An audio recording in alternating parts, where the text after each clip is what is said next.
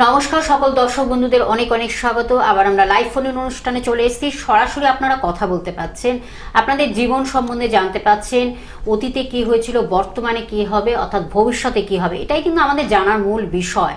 তার কারণ আমরা যখন একজন জ্যোতিষ বা একজন তন্ত্র বিশেষজ্ঞর কাছে যাই, তখন কিন্তু আমরা সেই আশা নিয়ে যাই যে আজ হয়তো উনি আমাদের জীবন সম্বন্ধে জানিয়ে দিতে পারবেন। কিন্তু সত্যি এইটাই কিন্তু জ্যোতিষ শাস্ত্রটা এতটাই একটা ভার্স সাবজেক্ট, যেটা হলো সমুদ্রের মতন, যেটার কোনো শেষ নেই। কিন্তু সেই জ্যোতিষ বিষয় যখন সেই মানুষটির মধ্যে সেই দক্ষতা থাকে, সেই বিষয় তার জ্ঞান থাকে, তাহলে মনে হয় তিনি কিন্তু অবলীলাক্রমে বলে দিতে পারেন আপনার জন্ম তারিখ সময় দিয়ে যে আপনি জীবনে কি হতে চলেছে বা কি হবে, অর্থাৎ অতীত বর্তমান ভবিষ্যৎকে তিনি তুলে ধরতে পারেন। সেটাই কিন্তু জ্যোতিষীয় মতামত, এবং সেই মাধ্যমে আমরা সেই সঠিক ক্যালকুলেশনের মাধ্যমে যদি আমরা চলতে পারি যে কি হবে, এবং সেটা যদি আগে থেকে আমরা তার পূর্বাভাস পাই, তাহলে মনে হয় আমরা জীবনে অনেকটাই জীবনের সফলতাটাকে সহজেই জয় করতে পারি। নিশ্চয়ই পারবেন। সেই আস্থা, সেই ভরসা, সেই বিশ্বাস নিয়ে আমাদের এই অনুষ্ঠান আপনাদের কাছে আমরা পৌঁছে দিই। এখন যেই মানুষটি আমাদের সঙ্গে ঠিক এই সময় থাকেন, তার সম্বন্ধে হয়তো নতুন করে কিছু বলার নেই, তবু কিছু বলতে হয়। যিনি কিন্তু দীর্ঘ বছরের অভিজ্ঞতা সম্পন্ন এবং মানুষকে বিভিন্নভাবে উপকার করে যাচ্ছেন, এবং মানুষ ভীষণভাবে উপকৃত হয়ে একেবারে সফলতায় পরিপূর্ণ হয়েছেন। আজকেও তাকে আমরা সঙ্গে পেয়েছি লাইভ অনুষ্ঠানে, জ্যোতিষ শাস্ত্রী ডক্টর সঞ্জিত চক্রবর্তী মহাশয়। আসুন আমরা জেনে নেই কিভাবে ভালো থাকবো। আজকে আমাদের অনেকগুলো এই জিজ্ঞাসা রয়েছে, আমরা দাদার কাছে সেরকম জিজ্ঞাসা রাখবো। আর আপনারা কিন্তু অবশ্যই আপনাদের সঠিক জন্ম তারিখ, সময়, জন্মস্থান জানাবেন, তাহলে নিশ্চয়ই জেনে যাবেন যে ২৬ কেন, প্রত্যেকটা বছর যাতে আমাদের ভালো যায়, এই চাওয়ার আশায় আমরা বসে থাকি। নিশ্চয়ই ভালো যাবে, এবং সব কিছু আপনারা আগে থেকে জেনে নেবেন, নিশ্চয়ই জানবেন। আজকে আমাদের সঙ্গে রয়েছেন জ্যোতিষ শাস্ত্রী ডক্টর সঞ্জিত চক্রবর্তী মহাশয়। সঞ্জিতা, স্বাগত আপনাকে অনুষ্ঠানে। নমস্কার, বয়স অনুযায়ী সকলকে প্রণাম ও ভালোবাসা। নমস্কার। একদম ২৬-এ মনে আপনাকে নতুন লাইভ অনুষ্ঠানে পাওয়া, প্রথম পাওয়া। নিশ্চয়ই তা মানুষ উদ্গ্রীব হয়ে বসে রয়েছেন যে আজকে কি আলোচনা রাখছেন, এবং তার কিভাবে একটা সুন্দরভাবে আপনি তার ব্যাখ্যা ব্যক্ত করে মানুষকে একটা নতুন করে কিছু চাওয়া পাওয়ার আশাটাও অনেকটাই পরিপূর্ণ করবেন। তার কারণ আমরা অনেক কিছু অজানা কিছু তথ্য আমাদের জীবনে থাকে, যেগুলো আমরা হয়তো ভুলবশত করে থাকি। আবার যখন জেনে যাই তখন ভাবি সত্যি এই ভুলটা আজকে করে ফেলেছি, নিশ্চয়ই এর জন্য হয়তো এই সমস্যাটা আসছে আমাদের জীবনে। আজকে কিন্তু আপনার কাছে সেরকমই জিজ্ঞাসা রাখছি। এই যে অনেক সময় দেখা যায় যে আমরা ট্রেনে বাসে ট্রাভেল করি, যে কোনো জায়গায় আমরা যাওয়া আসা করি, কিন্তু কোনোভাবে হয়তো ধরুন শ্মশানে যাচ্ছে কোনো মানুষ, হয়তো তার ছোঁয়াটা আমাদের স্পর্শ করলো। আমরা হয়তো ভাবি শ্মশান একটা পবিত্র স্থান, কিন্তু এটা কতটা আমাদের এফেক্ট করতে পারে, বা আমরা কোনো পুজো কি করতে পারবো তারপরে? খুব সুন্দর একটা কথা। আমরা অনেক সময় চলার পথে দেখে থাকি যে হয়তো কোথাও মন্দিরে যাচ্ছি পুজো দিতে, এবার চলার পথে বাড়ি থেকে হয়তো অনেক দূর, এবার ট্রেনে করে যাওয়া ছাড়া কোনো পথ নেই, বা আরো পথ হয়তো থাকবে, যাই হোক। কিন্তু দেখা যাচ্ছে যে এবার ঠাকুরের সরঞ্জাম আমরা নিয়ে যাচ্ছি, এবার নেওয়ার পথে অনেক সময় দেখা গেল অজান্তে হয়তো শ্মশান থেকে কেউ উঠে এসে সেই কম্পার্টমেন্টে উঠে গেছে, এবং উঠে যাওয়ার পরে সেইখানে দেখা যাচ্ছে যে সেই মানুষটা আমাকে ছুঁয়ে চলে গেল বা স্পর্শ করে চলে গেল। এইবার দেখা যাচ্ছে যে সেই মুহূর্তে পুজো করতে গেলে একটা কিরকম ডিস্টার্ব, বা নিজেরই মনে একটা কিরকম একটা চিন্তা ভাবনা আসে। আবার অনেকে আমরা বলে থাকি যে মন পরিষ্কার তো সব পরিষ্কার, অতএব এটা আছে, তবুও এটা নিয়ে তর্ক করা যায় না। তবে একটা কথা বলা যেতে পারে যে চলার পথে মন পরিষ্কার তো সব পরিষ্কার, সব ঠিক আছে, কিন্তু দেখা যাচ্ছে আমাদের স্নান শরীরে, যেমন ধরুন একটা স্নান কপকার হতে পারে, যেমন ধরুন ক্ষিতিতেজ, মরুদ্যম বা অগ্নি, এই যে কথাগুলো যে আছে। এইবার দেখুন এই যে স্নান, এইবার আপনি চলার পথে আমাদের শরীরে দেখা যাচ্ছে রক্ত আছে, লোহা আছে, জল আছে, এবং বায়ু আছে, অগ্নি আছে, এই যে জিনিসগুলো আমাদের শরীরে আছে। তাহলে আমাদের শরীরে আমরা জল দিয়ে স্নান করছি, বুঝতে পারছি, গা ভিজে যাচ্ছে, টের পাচ্ছি, অতএব এটা একটা স্নান হলো। এইবার চলার পথে দেখা গেল যে যদি কখনো মনে হয় যে আপনি ওইভাবে যাচ্ছেন, এবার তাহলে শরীরে তো লোহা রয়েছে বা আগুন রয়েছে, তাহলে আপনি সেটাকে কি দিয়ে স্নান করাবেন? এবার শরীরে যেহেতু আগুন রয়েছে, তাহলে আগুনকে আগুন দিয়ে স্পর্শ করালে স্নান হয়, আগুনকে আগুন দিয়ে স্নান করানো যায়, বা লোহাকে লোহা দিয়ে স্নান করানো যায়। তা তেমনি বায়ুকে বায়ু দিয়ে চান করানো যায়। তাহলে এই যে স্নানটা আমাদের শরীরে যেগুলো রয়েছে, এবার যখনই আমরা রাস্তাঘাটে চলার পথে কেউ হয়তো ছুঁয়ে ফেলেছে আমাদের, মন্দিরের সামনে গিয়ে আমরা কখনো সেই রকম স্নান আর করতে পারছি না, বা মনে একটা খুঁত রয়ে গেছে যে পুজো দেবো কি করে। এবার দেখা যায় সেই মুহূর্তের জন্য আপনি জল পাচ্ছেন না বা আপনি আগুন পাচ্ছেন না, একটু বায়ুকে এইভাবে স্পর্শ করে সারা শরীরে স্পর্শ করে নিন, দেখুন এটাও একটা স্নান, তাহলেও কিন্তু আপনি শুদ্ধ হয়ে গেলেন। এইবার যদি সামনে আগুন পেয়ে যান, সঙ্গে সঙ্গে আগুনে আপনি সেঁকে নিলেন।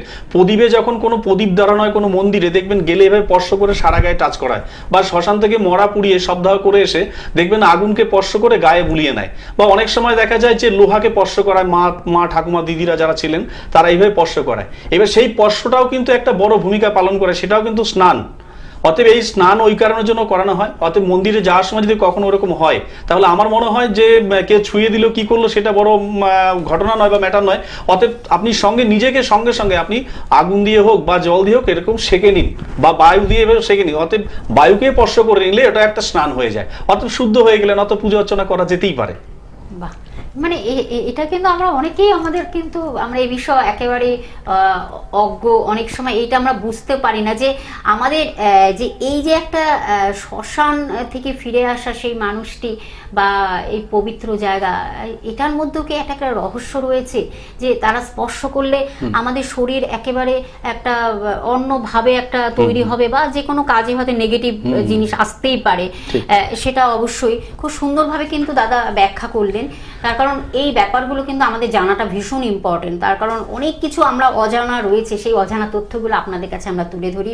যিনি কিন্তু জ্যোতিষশাস্ত্র এবং তন্ত্র খ্যাতি সম্পন্ন এবং সাধনা, জ্যোতিষ নিয়ে তার দীর্ঘ পথ চলা এবং তন্ত্র সাধক তিনি একজন, এবং তার সঙ্গে তার পৌরোহিত্য সব কিছু মিলেমিশে তিনি কিন্তু মানুষের মনের মণিকোঠায় পৌঁছে গেছেন তার কাজ এবং কর্ম দিয়ে। অবশ্যই আমরা আবার একটু আলোচনায় ফিরবো, যেই আলোচনাগুলো ভীষণ প্রাসঙ্গিক আলোচনা, যেগুলো বাস্তব আলোচনা, যেগুলো আমাদের একেবারে অজানা, সেইগুলোই তথ্যগুলো আপনাদের কাছে আমরা তুলে ধরছি। এই যে আরেকটি জিজ্ঞাসা দাদা, যেটা হলো আমরা রান্নাঘরে অনেক সময় গ্যাস বা উনুনের উপর আমরা খাবারটাকে রেখে দিই, হয়তো এমনও হয় যে সারা রাত ধরে সেই কড়াই হোক, আমাদের ভাতের হাঁড়ি হোক, বা যে কোনো বাটি হোক খাবার দাবারের যেগুলো আমরা রান্না বান্না করি সেগুলোকে রেখে দিই। এটা কতটা আমাদের এফেক্ট হতে পারে, এটা নেগেটিভ না পজিটিভ, কতটা? এটাও একটা খুব খারাপ প্রভাব। যেমন দেখা যাচ্ছে যে অনেকে রান্না বান্না করছেন, মায়েরা বা দিদিরা রান্না বান্না করে উনুনের মধ্যে তরকারি ওখান থেকে তুলে বা সবজি তুলে সবাইকে দিচ্ছেন, বা ভাতের হাঁড়ি ওখানে রেখে দিয়েছেন, ওখান থেকে তুলে আবার সবাইকে দিচ্ছেন, জানছেন গরম থাকছে। এই যে জিনিসটা সারা দিন, এবার দেখুন ব্রহ্মা, উনুনকে আমরা কিন্তু ব্রহ্মা রূপেই জানি, 3টে মাথা বা 4টে মাথা দিয়ে উনুন, অনেক সময় 3টে মাথা দিয়ে উনুন দেখা যায়, বা 4টে মাথা দিয়ে ব্রহ্মাকেই কিন্তু আমরা মানি 3টে মাথা বা ভাবে। এবার সেই উনুনের উপরে যদি দেখা যায় যে সবসময় হাতে হাঁড়ি চাপিয়ে রেখে দিয়েছি বা কড়াই চাপিয়ে রেখে দিয়েছি, এটা কিন্তু বড় খারাপ প্রভাব। অতএব এটা জানতে হবে যে যদি বাড়িতে সন্তান থাকে, সেই সন্তানের মাথা গরম থাকবে, বা সেই সন্তান আপনার বিরুদ্ধে আচরণ করবে এবং পড়াশোনা কখনো মন বসবে না, এবং আপনারও মাথা সবসময় গরম থাকবে। অতএব চেষ্টা করবেন যে পাবো কিনা সেটা নিয়ে জানা। ভালো লাগছে অনুষ্ঠান, কেমন লাগছে? আচ্ছা, নমস্কার দাদা। নমস্কার। তো আপনার তো আমি 2-3টে দিক খুব খারাপ দেখছি দাদা এখন। তো এই মুহূর্তের জন্য, যদি খারাপ বলতে আমার ভালো লাগছে না, আপনার অ্যাক্সিডেন্ট হয়েছিল মনে হয়। হ্যাঁ বলুন। আপনার অ্যাক্সিডেন্ট হয়েছিল, কোনো আঘাত পেয়েছেন কোনো? একবার পরে গিয়েছিলাম। হ্যাঁ, তো অতএব আপনার দিক আমি এখানে দেখতে পাচ্ছি। রাশি কিন্তু খুব সুন্দর রাশি আপনার খুব সুন্দর রাশি। আমি রাশি অতএব সেইভাবে রাশিটা আপনাকে বলছি না। তো আমি যেটা দেখতে পাচ্ছি, স্বামী স্ত্রীর মধ্যে বনিবানা থাকবে না, বিয়ে না হলে বিয়ে দেরিতে হবে, এই একটা ব্যাপার। আর কর্মযোগ আপনার মোটামুটি এখনো আপনাকে প্রায় 8-10 বছর পর্যন্ত আপনাকে কিন্তু খুব কষ্ট, ধার দেনা, ঋণগ্রস্ত এগুলোর মধ্যে থাকছেন আপনি। হ্যাঁ, এটাই হচ্ছে। জড়িয়ে আছে, এর টাকা নিয়ে ওকে, ওর টাকা নিয়ে ওকে, এইভাবে আপনার চক্রবৃদ্ধি ভাবে আপনাকে চলতে হচ্ছে। হ্যাঁ, তো আপনার সেই প্রভাবটা রয়ে গেছে। আর আমি মেদিনীপুরে বসছি, একটু যোগাযোগ করে নেবেন অবশ্যই। নোট ডাউন করুন, এবং আপনি যখন মেদিনীপুরেই থাকেন, দাদাকে কিন্তু মেদিনীপুরেও পেয়ে যাচ্ছেন, এটাও কিন্তু একটা বড় পাওয়া। তার কারণ আপনি সেখানে আসুন এবং আরো ডিটেলস এই বিষয়ে জানুন। এখন এত অল্প সময়ের মধ্যে আমাদের জীবন সম্বন্ধে আমরা জানতে পারি না, এটা জাস্ট একটা আমার গাইডলাইন্স দেওয়া যে এই আপনার জীবনে হতে চলেছে, আপনি আগে থেকে প্রিকশন নিন, আগে থেকে প্রিভেন্ট করুন। তখন এই যে আমরা অনেক সময় বুঝি না, প্রতিকারটা ভীষণ ইম্পর্টেন্ট, সেটা কিন্তু নিয়ে যদি চলতে পারেন নিশ্চয়ই আপনি 100% রেজাল্টটা পাবেন।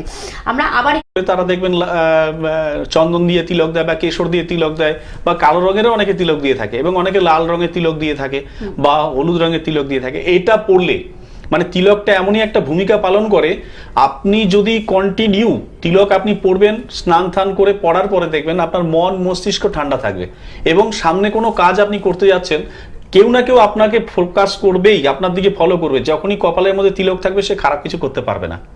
আপনার উপরে যদি কেউ কোনো খারাপ প্রভাব কিছু করে দিনে দেখবেন, দেখে থাকবেন যে মায়েরা সন্তান হলেই সেই মায়েরা কি করতো, কালি নিয়ে কপালে তিলক দিয়ে দিত, কপালে কালো দিয়ে টিপ দিত বা এখানে টিপ দিয়ে দিত, এই যে বাচ্চাদের। এইবার এই যে জিনিসগুলো, এই তিলক থেকে ওই বাচ্চাদের তিলক বা এমনি গুরু মন্ত্র, শিক্ষা মন্ত্র, দীক্ষা মন্ত্র যাই নেবেন, ওই তিলকটা এতটাই ভূমিকা পালন করে আমাদের সামনের পক্ষে যে লোক, আমাদের সামনে যারা থেকে থাকে তারা কিন্তু একটা আকর্ষণ বৃদ্ধি করে এবং মস্তিষ্ক মন ঠান্ডা থাকে এবং নিজেকে ফ্রেশ বলে মনে হয় যে আমি খুব সুন্দর সুষ্ঠু ফ্রেশ আছি, এবং মস্তিষ্ক মন ঠান্ডা রাখবে, অর্থ যশও বেড়ে যায়। অতএব কেশর দিয়ে তিলক দিতে পারেন, চন্দন দিয়ে তিলক দিতে পারেন, সিঁদুর দিয়ে তিলক দিতে পারেন, হলুদ দিয়ে তিলক দিতে পারেন, এবং যেটা মনে চাইবে আপনি তিলক দিন। তাও যদি না পেরে থাকেন শুধু জল তিলক করুন, সেটা করলেও কাজে লাগবে। তবে হ্যাঁ, মায়েদের ক্ষেত্রে জল তিলক না করাই ভালো। আচ্ছা, আর এই যে বন্ধু রয়েছে, নমস্কার, কে আছেন সঙ্গে বলুন,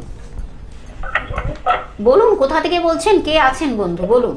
আমার তারকেশ্বর থেকে বলছি। তারকেশ্বর থেকে, কার বিষয়ে জানবেন? তারকেশ্বর, আমার গ্রাম হচ্ছে পুরসরা কেপা। দাদা আগে শুনুন, আগে আপনার বিষয় কি জানবেন, কার বিষয় জানবেন? না, আমার সম্বন্ধে আমার নাতির সম্বন্ধে বলুন বলুন, নাতির বয়সটা বলুন, জন্ম তারিখ, সময়, জন্মস্থানটা বলুন। নাতি 12/8/2023, একদম ছোট্ট হোক। আচ্ছা, সময়টা বলুন, টাইমিংটা। 6:50। আচ্ছা, সকাল না ভোরবেলা না তোমার সন্ধে? আচ্ছা, PM। আচ্ছা, জন্মস্থান কোথায়? তারকেশ্বর। তাহলে 12/8/2023, 6:50, বিকেল 6:50। নামটা বলেছেন? নামটা কি বলুন নাতি? অনির্বাণ কোলে। দোলে। আচ্ছা, অনির্বাণ দোলে। আচ্ছা, কি বিষয় জানবেন? এত বাচ্চা মানুষ, ওরা ওভারঅল জানতে হবে। শুনুন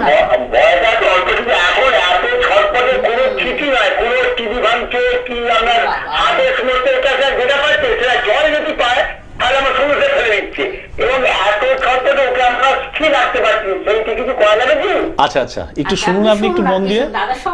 হ্যাঁ, নমস্কার দাদা, বলছি আমার হুগলি জেলাতেই বাড়ি, হুগলি জেলাতেই আমার বাড়ি। তো তারকেশ্বর আমাদের হুগলির মধ্যেই পড়ে। তো আমি যেটা দেখতে পাচ্ছি যে আপনার নাতি কিন্তু খুব ট্যালেন্টেড হবে, খুব ট্যালেন্টেড। মানে হয়তো এখন যদি ছটপট করে, এই ছটপট আপনি বন্ধ করতে চাইছেন, তাহলে আপনাদেরও কিন্তু ভালো লাগবে না। ভালো লাগবে? হ্যাঁ, না না না না, ঠিক আছে। হ্যাঁ হ্যাঁ হ্যাঁ, না না, ঠিক আছে। আচ্ছা আচ্ছা আচ্ছা, ঠিক আছে, আপনি একটু শুনুন, আপনি একটু শুনুন। একটা বাচ্চা তো একটু দুষ্টু হবে, তো এর হাতে এখনো ভালো যশ, এর অর্থ যশ সব দিক থেকে ভালো, পড়াশোনা, লেখাপড়া, চাকরি বাকরি সব দিক থেকে ভালো আছে। এখন শুধু একটা প্রবলেম আছে, বাচ্চাটা মোটামুটি 4 বছরের মধ্যে কোথাও পড়ে গিয়ে বড় আঘাত পেতে পারে। তো সেই জায়গাটা থেকে আপনারা সাবধান রাখবেন, অবশ্যই ঠিক থাকবে। চেষ্টা করবেন, কোনো বড় জায়গা থেকে পড়ে কিন্তু একটা বড় আঘাত পাবে, অতএব এই জায়গাটা আপনারা সাবধান রাখবেন। 4 বছরের মধ্যে একটা বড় আঘাত পাচ্ছে, অতএব এখন থেকে যদি একে কন্ট্রোল করে রাখেন, যেহেতু জেনে গেলেন, এটা মানে কিন্তু ভয় ধরানো নয়। আপনাকে আমি বলে দিলাম মানে আপনি ভয় পেয়ে গেলেন যে জ্যোতিষী ভালো নয়, ভয় ধরিয়ে দিচ্ছে। আপনাকে এটা আমি সতর্ক করে দিলাম যে আপনি জেনে যান আপনার এই নাতির জন্য একটু ডিস্টার্ব রয়েছে, পড়ে গিয়ে কোনো বড় আঘাত পেতে পারে, অতএব এই জায়গাটা ঠিক রাখবেন। আর গলায় কোনো কিছু আটকে যেতে পারে, খাবার দাবারের সময় হোক, কিছু হোক, এটা গলায় একটা গলার কোনো সমস্যা আমি দেখতে পাচ্ছি, কিছু আটকে যেতে পারে, সেই দিকটা নজর রাখবেন আপনারা। খাওয়া দাওয়া করার সঙ্গে সঙ্গে যেন একে ঘুম পাড়িয়ে দেবেন না, অতএব তাহলে বড় ডিস্টার্ব হবে।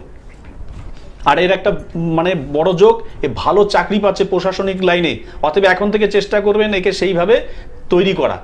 সুস্থ থাকুন, ভালো থাকুন। দাদা আপনি একটা কাজ করুন, ফোন নাম্বারটা লিখে রাখুন, দাদার সঙ্গে আপনি কথা বলুন, ঠিক আছে? আপনি রাতে থেকে ফোন নাম্বারটা আমি বলছি 80, আপনি দেখুন টিভি স্ক্রিনে রয়েছে 8016264669, এই নাম্বারটা এক্ষুনি লিখুন এবং অনলাইনে আপনি বুকিং করুন। কারণ বাচ্চাটা হ্যাঁ হ্যাঁ, আপনি ইমিডিয়েট এগুলো দেখুন। বাচ্চা মানুষ, ওর এই সময় কিন্তু ওর প্রতিকারটা দরকার, তখন ওই বাচ্চা কিন্তু ট্যালেন্টেড বাচ্চা, সেই ট্যালেন্টেড বাচ্চাকে কিভাবে আরো সুন্দর করা যায় সেটাই কিন্তু আমাদের মূল কথা। তারপর দাদা কিন্তু সেইভাবে আপনাদের প্রপার অ্যাডভাইসটা দিয়ে দিলেন।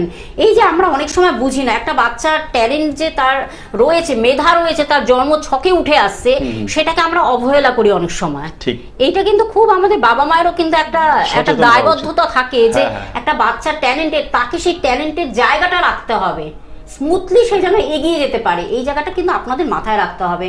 আপনি তো নিশ্চয়ই দাদু ঠাকুমা নাতির বিষয় জানছেন যখন, ঠিক আছে, কোনো চিন্তার কারণ নেই, দাদা রয়েছেন, কোনো চিন্তার কারণ নেই। আরেকবার আমি বলে দিচ্ছি 8016626469 এই নাম্বারটি হলো ফোন নাম্বার। এর মাধ্যমে আপনারা বুকিং করুন, চলে আসুন। বারবার বলা হচ্ছে আপনাদের দক্ষিণেশ্বরে পাচ্ছেন দাদাকে, মেদিনীপুরে পাচ্ছেন, মালদহে পাচ্ছেন, আপনি হুগলি থেকে যখন ফোন করেছেন তারকেশ্বর হুগলি সেখানেও তিনি রয়েছেন, খন্নানে আছেন, বনগাঁতে আছেন, দমদমে আছেন। প্লিজ আপনারা বুকিং করতে থাকুন। নমস্কার, কে আছেন সঙ্গে? আমি নদিয়া থেকে বলছি। নদিয়া থেকে। কার বিষয় জানবেন? বোর্ডের বিষয়ে? বৌমার বিষয়। বৌমার বিষয়। আচ্ছা আচ্ছা, বলুন বৌমার নাম, জন্ম তারিখ, সময়, জন্মস্থান একটু স্পষ্ট করে বলুন দাদা, কিচ্ছু বোঝা যাচ্ছে না। জন্ম তারিখ, সময়টা বলুন, নামটা বলুন।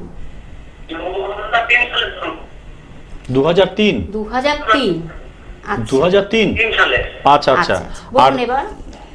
আর কিসব আন্দোলন হয়েছে? এটা বাংলা আমি বলছি, এটা বাংলা, ইংলিশটা আমার মনে নেই। ও আচ্ছা, তাহলে বাংলা। বাংলাটা তো একটু ডিস্টার্ব হবে, তাহলে বাংলা। সময় লাগবে। আপনি ফোন নাম্বারটা নিয়ে নিন, আপনি পরে ফোন ফোন করবেন, নাম্বারটা আমি বলে দেবো লিখুন। আপনাকে। সকাল 9টা থেকে 10টার মধ্যে। ঠিক আছে, সকাল 9টা থেকে 10টার মধ্যে আপনি ফোন করুন। এই দেখুন টিভি স্ক্রিনে যে নাম্বারটা রয়েছে 808016264669, এই নাম্বারটা এক্ষুনি লিখুন, এক্ষুনি। তাহলে আমার ছেলের বিষয়ে একটু জানি। হ্যাঁ বলুন। ছেলে বিষয় বলুন তাহলে। ছেলের নাম, জন্ম তারিখ, সময়, জন্মস্থান। সুব্রত মন্ডল, হুম। হ্যাঁ 11/11/1999, সকাল 6টায় জন্ম। 1999 24 করবেন। সকাল 6টায়। মাসটা শুনলাম না তো, জন্ম মাস। 11/11/1999। হ্যাঁ 99। হ্যাঁ 1999। 1999। 11/11। আচ্ছা আচ্ছা, 11/11/1999। টাইমিংটা বলুন, সময়টা বলুন। সময়টা সকাল 6টা। সকাল 6টা। জন্মস্থান কোথায়? উত্তর 24 পরগনা। উত্তর 24 পরগনা থেকে ফোন করেছে। বলুন এবার ছেলের বলুন কি সম্বন্ধে জানতে চান, কি সম্পর্কে, কি বিষয়? কিরকম কি আছে, ওর বড় দোষ কি আছে না একটু জানতে চাই। আর বৌমা চলে গেছে, এই বিষয়ে একটু জানতে চাই। মানে কর্ম বিষয় জানতে চান? হ্যাঁ। না, বৌমা চলে গেছে তো রাত্রে, আসবে কিনা একটু জানতে চাই, আর ওর গরুয়াটা জানতে চাই। হ্যাঁ হ্যাঁ হ্যাঁ হ্যাঁ। নমস্কার নমস্কার দাদা, শুনুন। নমস্কার। বলছি আপনার ছেলের বৌমা চলে গেছে, এ তো মাঙ্গলিক ছিল। আর দ্বিতীয়ত হচ্ছে এর এখন নেশা ভাঙের প্রতি আসক্ত হয়ে গেছে খুব। না, কোনো নিশাই করে না। না, আপনি খোঁজ রাখুন, কোন নেশা ভাঙের মধ্যে আসক্ত হতে চলেছে। এবং এ এখন বর্তমানে কিন্তু ভালো দিকটা আগাতে পারছে না। অতএব 6 মাস পর থেকে ভালো সময় আসছে। আর বিবাহ যোগের রয়েছে আবার। কবে থেকে আসছে? 6 মাস, এখনো 6 মাস টাইম লাগবে। 6 মাস পর থেকে বিবাহ যোগ, এর ভালো দিক আসছে। বিবাহ তো হয়ে গেছে, বৌমা তো চলে গেছে। হ্যাঁ চলে গেছে, আবার আসছে।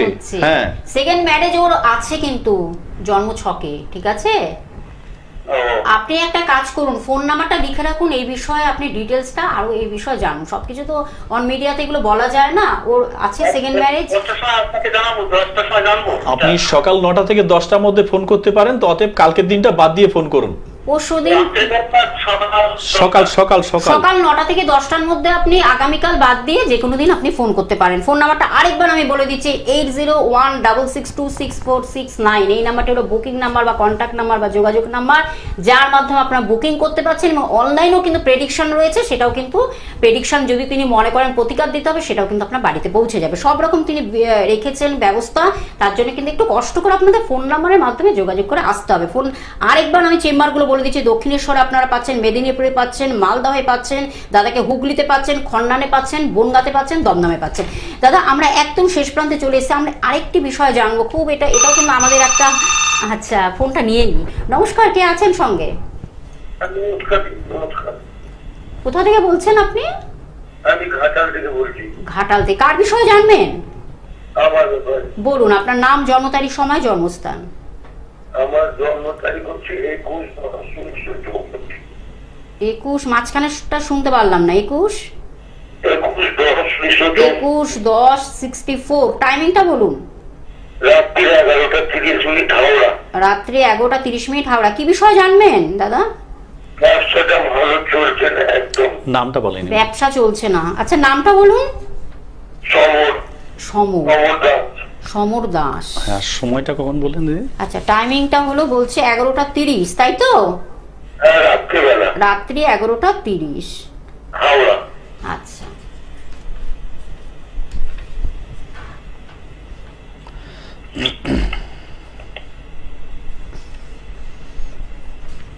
আপনার বেশি সমস্যা দেখা যাচ্ছে লোয়ার পোর্শন, মানে কোমর থেকে পা পর্যন্ত আপনার সমস্যাটা বেশি দেখা যাচ্ছে। হ্যাঁ স্যার। হ্যাঁ, তবে আপনার তো যশ তো ভালো ছিল এককালীন, খুব নাম যশ ছিল, আপনি খুব মানে যোগ্য লোক ছিলেন, আপনি আপনাকে অনেকে সম্মানও করতেন এবং ভয়ও পেতেন আপনাকে। তো আপনি তো খুব সম্মানীয় ব্যক্তি ছিলেন। আর এখন একটু খিটখিটে হয়ে গেছেন, মেজাজটা একটু একটু খিটখিটে হয়ে যাচ্ছে আপনার।